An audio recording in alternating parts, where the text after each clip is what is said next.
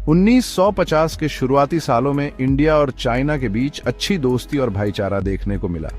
नया नया आजाद हुआ इंडिया जवाहरलाल नेहरू जी की लीडरशिप में सब देशों के साथ, खासकर अपने एशियन पड़ोसियों के साथ दोस्ताना रिश्ता चाहता था। चाइना, जो खुद अपने रेवोल्यूशन से उभर रहा था, दुनिया में अपनी जगह बनाने के लिए बेताब था। शांति और सहयोग की इसी आपसी चाहत ने 1954 में पंचशील समझौते पर दस्तखत करवाए। पंचशील यानी शांतिपूर्ण सह अस्तित्व के 5 सिद्धांत: एक दूसरे की टेरिटोरियल इंटेग्रिटी का सम्मान, बिना हमला करे एक दूसरे के इंटरनल मैटर्स में दखल अंदाजी न करना, बराबरी और म्यूचुअल बेनिफिट, और शांति से साथ रहना, इन वैल्यूज को दर्शाते हैं। बहुत धूमधाम से हुए इस समझौते को देशों के बीच रिश्तों के लिए एक मॉडल माना जाता था। नेहरू जी और चीनी प्रीमियर जू एनलाई, इस समझौते के आर्किटेक्ट्स, के बीच एक गहरी पर्सनल बॉन्ड बन गई, जिससे एवरलास्टिंग पीस और दोस्ती की उम्मीद और मजबूत हुई। लेकिन खुशियों के इस दौर ने अंडरलाइंग टेंशन्स को छुपा दिया। अनसुलझे बॉर्डर डिस्प्यूट्स के रूप में फूट के बीज बो दिए गए थे। तिब्बत का सुलगता मुद्दा 1950 में तब उठा जब चीन ने इस क्षेत्र पर अपना दावा जताया, इसे अपने टेरिटरी का हिस्सा बताया। इंडिया ने तिब्बत पर चीन के सुजेरेनिटी को मान्यता देते हुए यह कहा कि इस रीजन को ऑटोनॉमी हासिल है। तिब्बत के स्पिरिचुअल लीडर दलाई लामा 1959 में चीनी शासन के खिलाफ एक असफल विद्रोह के बाद इंडिया भाग आए। दलाई लामा और हजारों तिब्बती रेफ्यूजीज को इंडिया द्वारा शरण देने के फैसले ने चीन को गुस्सा दिलाया। बीजिंग ने इसे अपने इंटरनल मैटर्स में दखल अंदाजी और अपनी सॉवरेनिटी को चुनौती के रूप में देखा।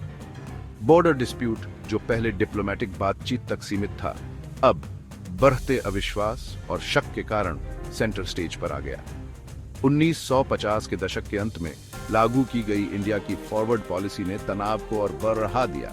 इस पॉलिसी का उद्देश्य बॉर्डर के अलोंग डिस्प्यूटेड एरियाज में आउटपोस्ट्स बनाकर इंडियन एडमिनिस्ट्रेटिव कंट्रोल स्थापित करना था।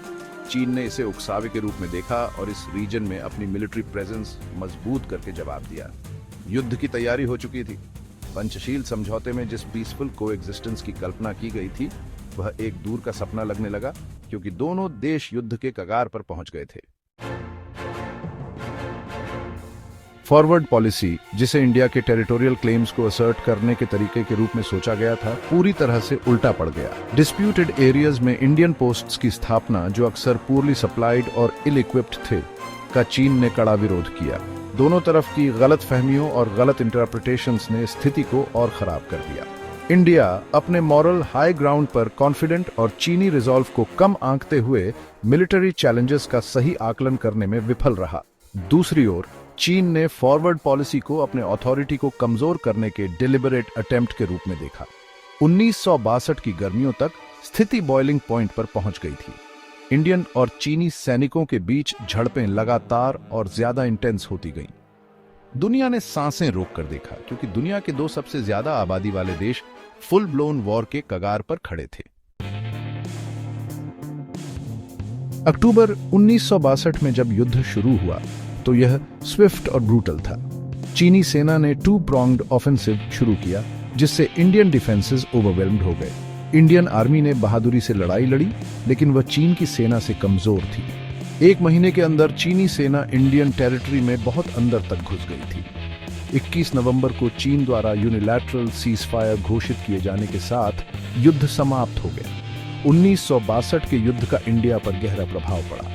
इसने देश की सिक्योरिटी की भावना को चकनाचूर कर दिया। इस हार के बाद इंडिया ने अपनी फॉरेन और डिफेंस पॉलिसीज का रीअसेसमेंट किया। युद्ध के बाद इंडिया ने मिलिट्री मॉडर्नाइजेशन प्रोग्राम शुरू किया। युद्ध के कारण इंडिया की विदेश नीति में भी बदलाव आया। एशियाई एकजुटता का सपना टूट गया और चीन के प्रति एक लिंगरिंग सस्पिशन ने ले ली।